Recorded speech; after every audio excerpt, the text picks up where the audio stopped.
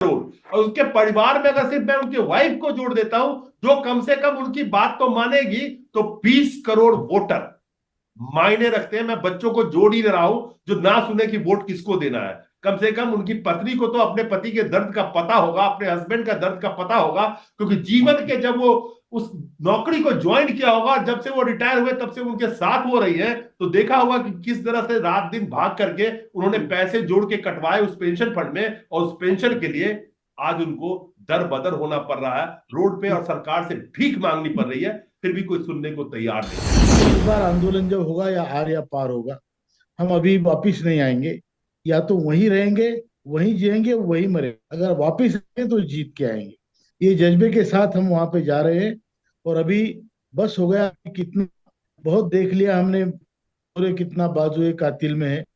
तो अभी कितना और कितना कत्ल करोगे? हमारा हमारा पैसा है, हमें नहीं दे रहे हो, रेवड़िया बांट रहे हो। और मोदी जी ईपीएफओ के भरमाने से भ्रम में पड़े हुए हैं।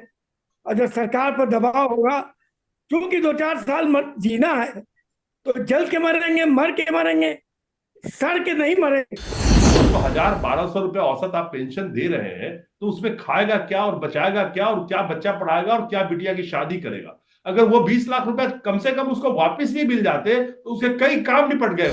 अब इनको नारा लगाना पड़ रहा है, अभी करो या मरो। किस चीज के लिए? अपने पैसों के लिए, अपने जोड़े हुए उन पैसों के लिए जिसपे ये आश्रित थे, और इनके दिमाग में कहीं ना कहीं था कि बुढ़ापा हमारा सुकून से गुजरेगा। लेकिन इस उम्र में आकर के अब इनको लड़नी पड़ रही है एक लड़ाई अपने ही पैसों के लिए। कितनी दुर्भाग्य है इस देश की।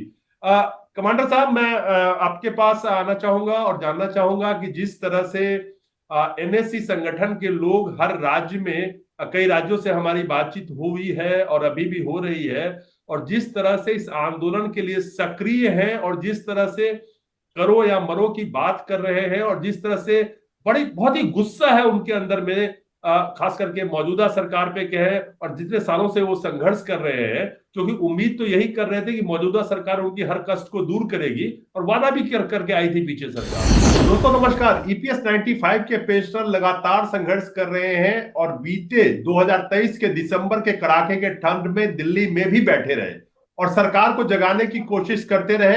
हालांकि उन्हें आश्वासन कई मंत्रियों और नेताओं से तो मिला, लेकिन आखिर